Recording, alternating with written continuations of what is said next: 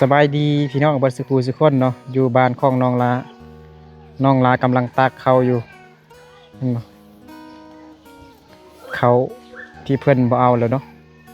ข้าวหน้าที่คนจีนเพิ่นบ่ได้เอาแล้วน้องลาก็ไปเกี่ยวเอาได้บักกะลายเป่าพี่น้อง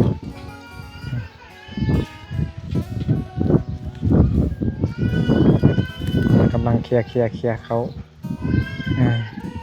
ร์ไปเคลียร์มาเนาะคันบ่ตากนี่น่าจะซีบ่ได้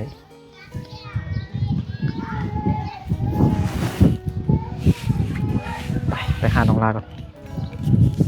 มื้อนี้นี่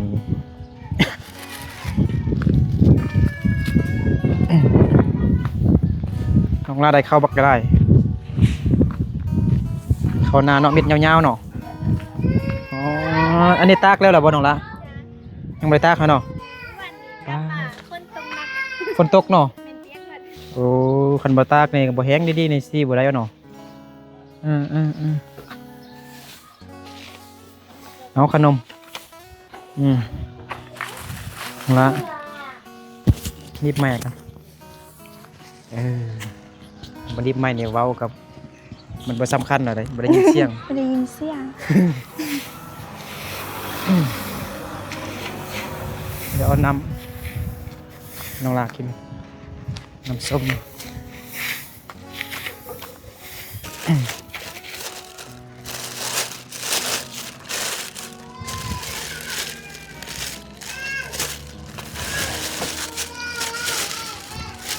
Dương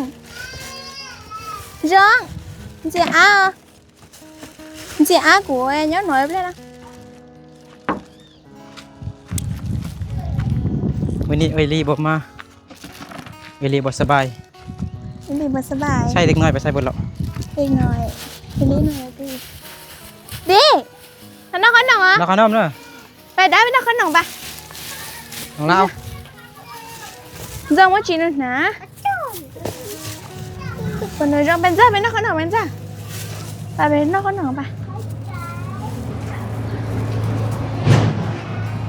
เสร็จน้ำหวานน้ำมักไหมเย็นๆเนาะน้องลาวพี่น้องไหวโดนบ่ได้มาหาน้องลาวแล้วน้องลาวไปเกี่ยวข้าวนอนอยู่สยะพุ่นจังเนาะมาเอาเนาะแล้วเนาะรับเป็นเนาะขนมมาย่างมา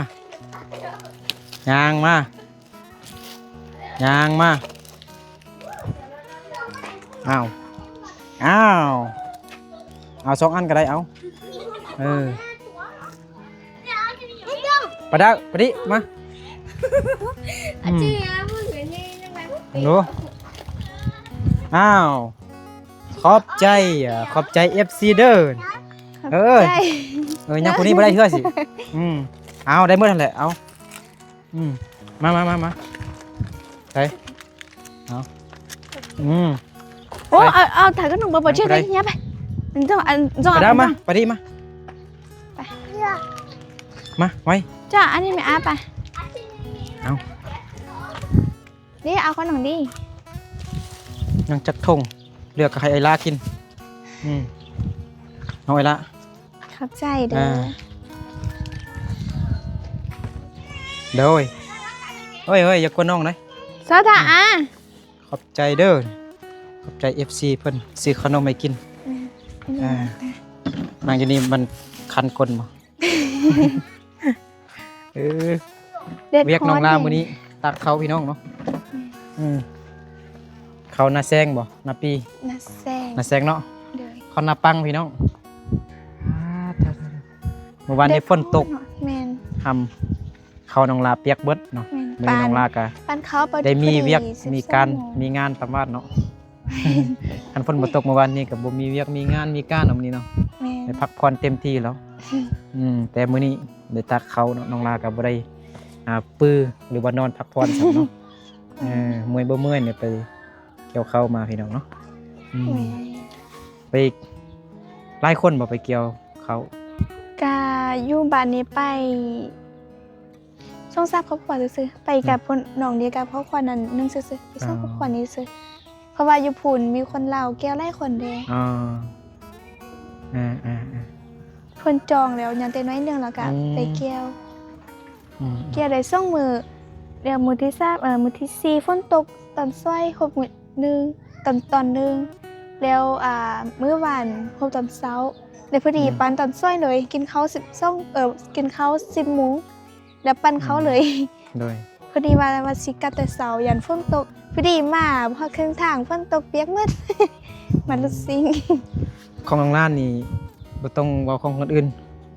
ของน้องล้านนี่ได้จักว่าก็สาวบ่ฮอดสาวบ่ ข้างร้านน่ะ ของน้องล้านบ่ต้องบอกของคนอื่น บ่ฮอด นี่เลย 10 1 ปลาย 2 3 4 5 6 7 8 9 10 11 12 13 14 15 16 17ฮอดอยู่ บ่เพราะว่า อันนี้ได้จังนะ ปันน้ำเอยเด้ ของเอ้ยได้บ่นี่ โดยเพราะว่าเอยกับพ่อรวมกัน อ๋อ เพราะว่าเฮ็ดนำกัน อ๋อ จะยังบ่ได้ปั่นกันเทื่อโดยปั่นกันประมาณผู้ละ10 ไปเป่านี่ สิไปเป้าเนาะ โดย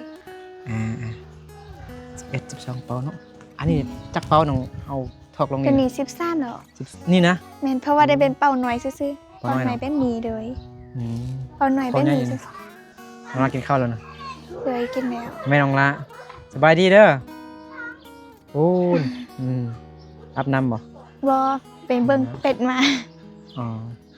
จ้องใช่อ้าว อืม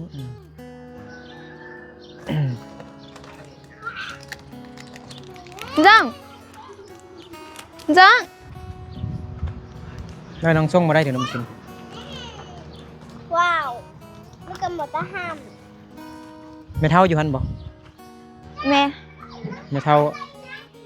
อายุ แล้วขนมไม่เท่ากัน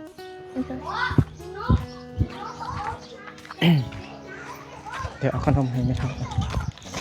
ไม่เท่าน้องละอันเอิ้นอะไรเอิ้นหน้าเอิ้นไหม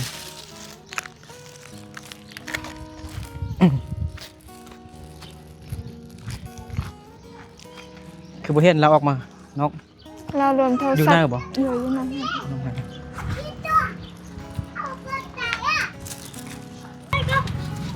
น้าลมโทรศัพท์อยู่บ่ แม่เราโทรศัพท์อยู่ อ๋อ พี่น้องเพิ่นโทรหา เอาละเอาไปหันละครับ เห็นจ้าไอ้1A หรือว่า FC หรือว่าขอขนมเจ้าก็นั่น เบิ่งบ่เห็นหุ้งพี่น้องเนาะเบิ่งก็คือว่าเราเบิ่งเห็นหุ้งอยู่แต่ว่าบ่เห็นหุ้งโดย โดย ขอบใจโอ้ยเจ้าโดยเนาะ ได้ถอนเพลงเดี๋ยวละตัดเขาเดี๋ยวเขาไปเฮือนเพราะพ่อบ่เห็นย่างเลยมืด พ่อได้ซั่นนะ พ่อยังได้เฮือน เนอะพ่อเนาะพ่อนบ่ โดยตอนแรกมาเฝ้านี่ยันใกล้มากิน ไก่กิน แม่น ไก่กินเฮาบ่ได้กินซั่นใด แม่น น้องลาได้ยังบ่ได้ซิมเถอะบ่ อื้อ ว่ามันแข็งหรือมันอ่อน ยาง เข้านี่นะยังนะ โดย 13เป่าพี่น้องเนาะ แม่น ลายครับแต่มื้อนี้ก็แดดดีเนาะ กิยาด้วยตอนแรงเลยฝนสิตก ตอน บ่ แรกพี่กับฝนตกอยู่เลย แม่น แดดฮ้อนแฮงมื้อนี้ก็ได้พี่น้องเนาะน้องลากินข้าวกินน้ำแล้วบ่ โดยกินแล้ว กินเนาะเฮ็ดหยังกินนะ นาคว้าไข่กิน พวกใครกิน แม่น อ้ายแท้กินข้าวกับน้ำ บ่ได้กินข้าวบ่ ฮะ กินแล้ว กินข้าวกับน้ำแซ่บแฮงกิน กิ เนื้อน้องประยง ให้กินนะ ประยงสิมาซื้อของกินนะอ้ายบ่กิน คันมีข้าวเหนียวใครเด้อข้าวเจ้าได้กินกับ อาหารนี่แบบบ่แซ่บกินกับซีนกับอีหยังนี่ แม่น ต้องเป็นข้าวเหนียวแต่ว่าไอ้กินข้าวเจ้าเนี่ยไอ้มีแต่ไอ้กินกับน้ำหรือว่ากินละลาเนี่ยจึงกินแซ่บ อืม กินอย่างอื่นบ่ค่อยปานใดธรรมดา แม่นถ้ากินปกติแล้วก็พอกินได้แต่ว่าหาบ่เลืองกินนี่กะ มันบ่ลึงบ่ลึง แม่นกินด้วยเด้ แต่ตอนอยู่เวียดนามเพิ่นก็กินแต่ข้าวเจ้า อืมเฮ็ดเป็น ข้าวเหนียวนี่มีแต่ หม้อไฟบ่ ฮะ หม้อไฟบ่ ยัง ห บ่ ม้อ ไป หุงข้าว อ๋อก็นักศึกษาบักหลาย อืม เขาหุงแบบใหญ่ เออ หม้อใหญ่ แปลว่าโรงเรียนเลี้ยงบ่ โรงเรียนเลี้ยง เออ มีเงินเดือนพร้อม เงินเดือน เงินเดือน6ล้าน7ล้าน เลย เขาตัดค่าค่าอยู่ค่ากิน ตัดอยู่ ค่าไฟเลย อืม บ่ค่าไฟค่าน้ำนี่เฮาจ่ายเอง ใจเอง ค่าหอพักเนี่ยบ่ได้จ่ายอยู่ฟรีบ่ได้จ่ายค่าน้ำค่าไฟกินฟรีก็บ่แม่นกินฟรีดอกก็เงินเดือนเฮานั่นแหละ6 ล้านแต่เขาตัดออกยัง3 ล้านปลาย เข้าใจได้ 3 ล้านเก่า 3 ล้านเก่า แม่น3 ล้าน8 3 ล้าน9เกือบ4 ล้านนี่แหละ เด้อ ต่อเดือนเพราะว่าก็จะตัดเงิน ถ้า กิ เขา น บ่ ข้าว ตันนี่ก็ได้ห ล้า ลาน ย ปลาย แต่ แม่ ว่าน เขาตันน่ะ ตัดในคันเขาบ่เรียกเข้าเนี่ยก็เขาให้เต็มเลย5-6 ล้านต่อเดือนเราก็ต้องได้ซื้อ แต่เฮา กินเองสินะ กินเองหมดเดือนนี่ก็ได้แล้วเนาะ บางทีก็น่าจะนั่นอยู่คันเขาให้เต็มนะ อืม สมมติเงินเดือน5 ล้าน6 ล้าน7 ล้านบอกใช่นะเขาบางคนก็ต้องประหยัดเนาะ แม่นบางคนบ่อยากก็กินบ่หมดปานนั้นเนาะ3 ล้าน ประหยัดอยู่เดือนหนึง แม่น ล้านหนึงนี่นะแต่อันอยู่อันโรงอาหารนี่เขาตัดล้านปลายคนนะ อืม ล้านปลายกับ2 ล้านล้าน7 ล้าน8นะ เด้อ ในเดือนหนึงนะตัดแล้วบัดนี้เขาเลี้ยงแต่ตอนช่วยกับตอนแรงตอนเช้านี่กลุ่มตนเอง เออเฮ็ดเองคิดเอง แม่นตอนเช้านี่กินเอง เด้อ หากินเองกินข้าวจีข้าวนมข้าวต้มไป อืม กินน้ำลักตะซอยไปคืออายเนี่ย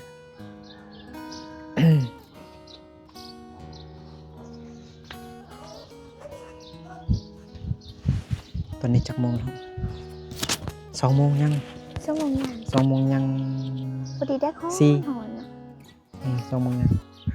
แดดร้อนพอดีคักเนาะ แม่น สิแห้งอยู่บ่ฮอดมื้อแรงนี่นะเข้าโรงละ ซานาน่าอยู่กับผู้หัวว่ามันน่าก็ยังบ่ได้แห้งดีปานใดแต่มื้อนี้ก็ได้ฮอนแล้วได้ ร้อนเนาะก็สิแห้งอยู่น้องลาก็เอาอันไปเคลียร์กด เคียงหญ้า อืม มันคือ บ่ได้งั้นบ่ อืม บ่ได้เคลียร์อีกนะเค เว ลีย ลา ร์ไปเคลียร์มา แม่นเวลาเคลียร์แล้วเมื่อกี้ แล้วเหรอ เวลาเคลียร์แล้วเมื่อกี้นี่แต่ยังบ่ได้แห้งเทื่อ อาคิดว่าน้องลาไปเกี่ยวเข้าหาแม่ย่า แม่ย่าพา แม่ย่าน้องอยู่ซิเนี่ย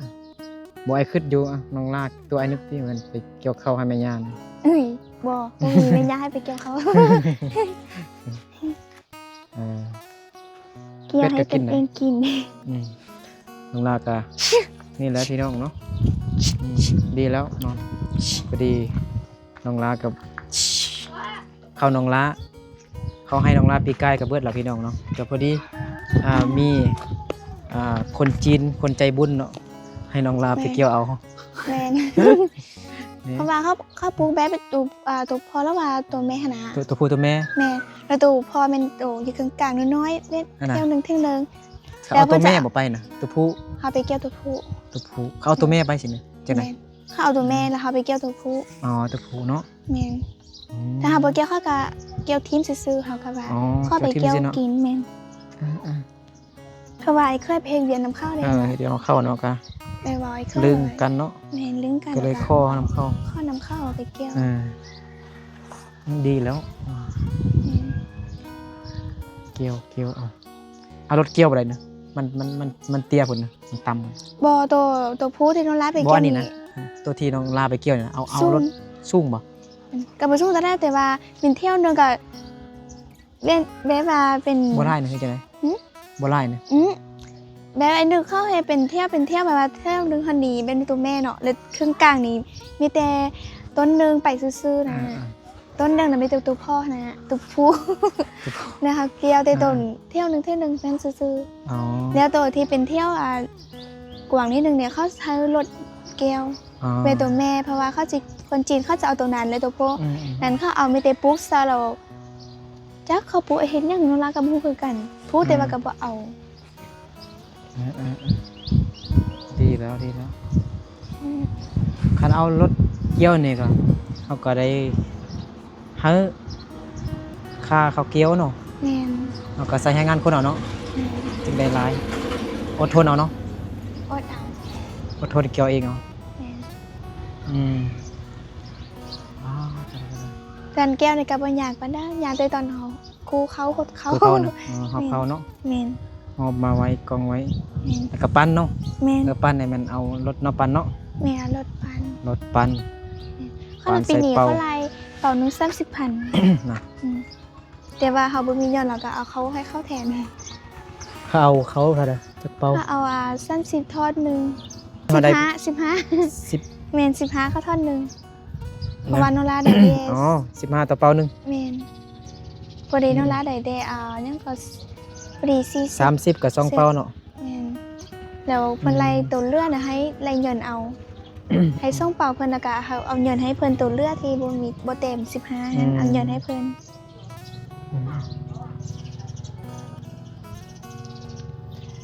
มัน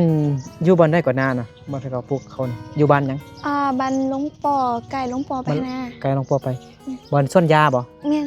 แม่น บ่อนย่านบ่ แม่นบนยาไปก็ แต่ยังบ่ฮอดพุ่นเท่าน้อง แม่น ไกลอัน มีส้น ไกล ตั อั วน กับ มี ส้น มี ยา ป้ายบ่มีป้ายอันเขาเขียนว่าบ้านหลวงปัวบ่ไกลหลวงปัวไป แม่นก็ไก่บันหลวงปออะ ไกลหลวงปัวไปหน่อยนึงแม่นบ่ แม่นเพราะว่าส้นยานี่เนาะแล้ว มี ก็ สวนยาเลย มีทางขึ้นไปแล้วก็เขา อ่า เขาอยู่แค่พุ่น อ่า เดียวว่าอยู่พุ่นก็มีส้นยาแล้วก็ส้นเขาแล้วก็ อืม ทางส้วนยังก็มาทัวปนกันนะส้นทัวปนกันทั้ง อ่า ส้นเขาในกับเปกับส้นทัว อืมน้องลาไปนอนจักคืนก่อน นลาไปนอนซ่องคืน 2คืนบ่ แม่น อ๋อน้องลาไปนอนเกี่ยวเขา2คืนอยู่ไสยะพี่น้องตัวเมืองไสยะเป็ดเฮาเด้อน้องละเป็ดน้องลาหนึง ฮะ เป็ดน้องลาหนึง เป็ด เป็ดอ้าย เป็ดไอาย เออมันก็อยากกินข้าวคือเฮาอะเนาะอาหารมันกินน้อยนึงอะ กินตัวนี้ คันว่ายังบ่ได้ขนมเทื่อมีแต่ลิ้นแต่เกมหั่นเด้อ ตัว อืม นลาไปวันพฤหัสวันพุธตอนแร พุธ ง ตอนแรง แม่นไป พ คัด อดีวัน เรีย ออกแรงงานเนาะ แม่น ตอนแรงหั่น ก็พอดีว่ามันซ้ำวันที่จิบไปแต่เพราะว่าบ่ทันเพราะว่าสิฮบข้าวแล้วสิแล้วให้ไปแล้วก็คัดเรียนไป อืมขาดโรงเรียน2มื้อเอาไหม คัด มื้อหนึง เดี อั ย น ว เมื่อวานนี่เขาพักกรรมกร แม่น วันกรรมกรเนาะ แม่น วันกรรมกรพักอยู่ไทยก็พักคือกัน แม่น อืม พักทั่วเนาะ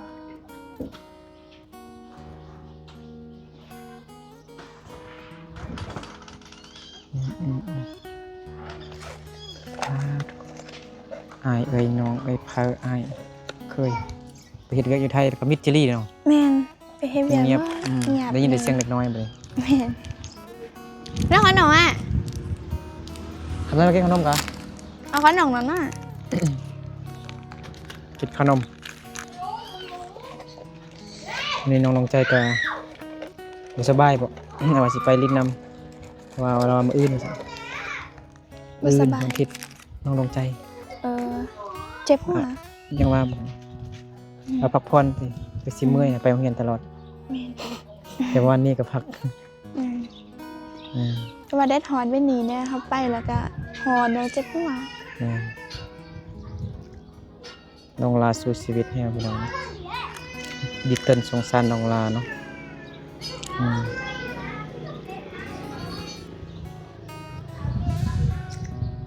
น้องลากับฝากขนมด้นแล้วเนาะไอ้นึกบ่มา แม่นคัดโดนแล้ว ซ้ำๆมือ ซ้ำๆมือ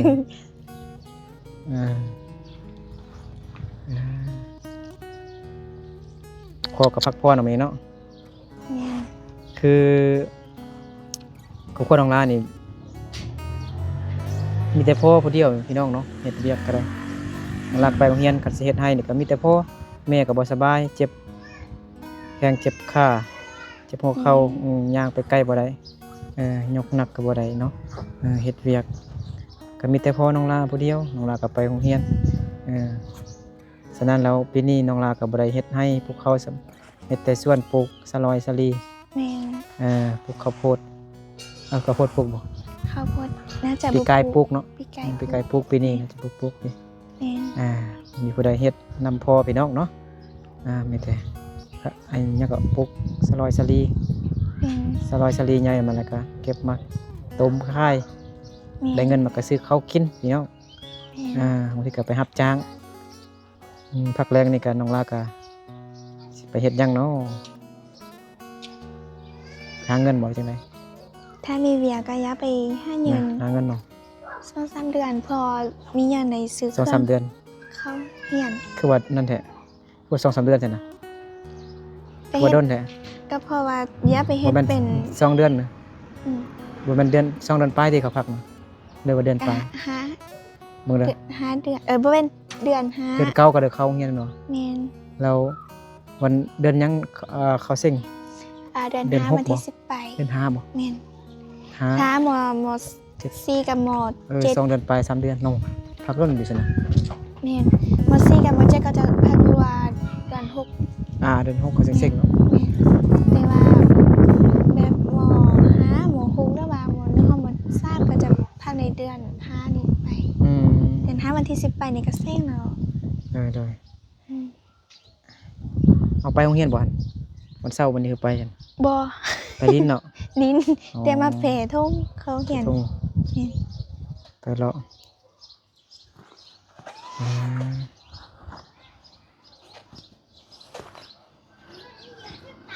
จังหวะมันก็รับแล้วเนาะตะเว้นรับดิน แล้วน้องลาก็ได้ย้ายยกไปพุ่นเนาะ แม่น คือบ่ตากที่ทางรถใหญ่พุ่น น่าจะไปได้ไปซี่แล้วเขาล่ะ มันเป็นเม็ดสีขาวเลยเนาะ เป็นข้าวสารเลย ข้าวเลย รถเหยียบไปเหยียบมาแตกเลยนะเออ แล้วใส่สิได้ไป มีแต่ซอกดงมาฟัดเอา แม่น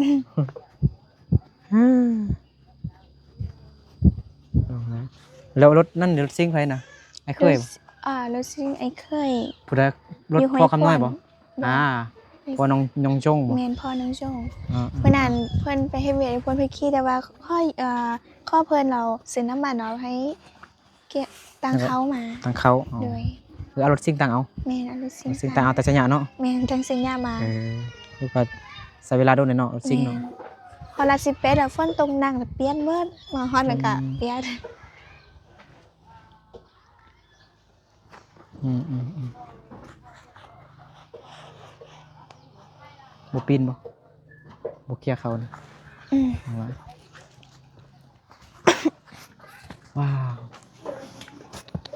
แดดก็มักดีเนาะเม็ดเขานี่ยาวๆก็พี่น้องเขาหน้านี่เขาหน้า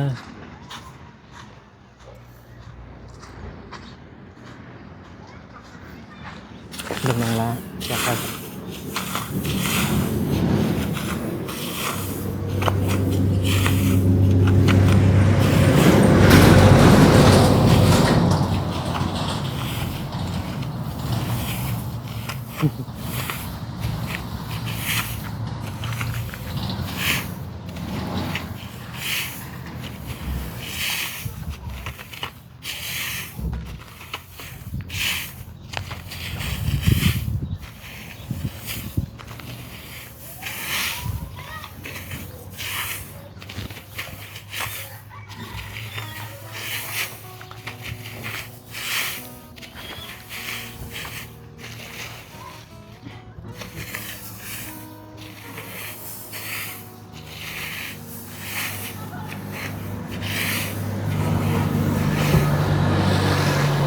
เบาดึกให้น้องลาไปตากเขาอยู่ทางรถไงคน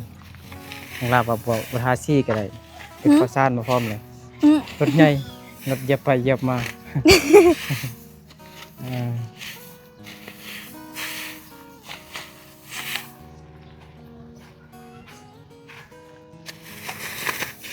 เย่น้องลามีข้าวกินแล้ว เย้ เย่ ดีใจ น้องลาต้องยิ้มเบดหนึงให้เบิ่งให้เฮ็ดปกคลิปเบดหนึงเลย ฮะ ในหน้าเบิ่งกล้องยิ้มเบดหนึงก่อนยกอันนั้นขึ้นยกอันนั้นขึ้นหนึ่งสองเอาเขี้ยวมาทางนี้เอาเขี้ยวมาหนึ่งสองสามหนึ่งสองสามโอเคฟ้าแดดร้อนแห้งกล้องสิดับแล้วนี่ แม่ โอเค ได้ เดี๋ยวไอ้กลับก่อนนะไปบ้านก่อนจังนั้นก็สิกลับไปสัญญาอีกมีเวียก มีเวีย มีเวียกสิกลับไปสัญญาเติมพี่น้องเนาะเดี๋ยวไปบ้านเพิ่นนึงก่อนพี่น้องเนาะโอเคขอบใจขอบคุณ FC เบิร์ดสิคูสิคนที่เข้ามาติดตามรับชมคลิป นางฟ้า นางฟ้าน้องละแต่เต้นจนจบเด้อ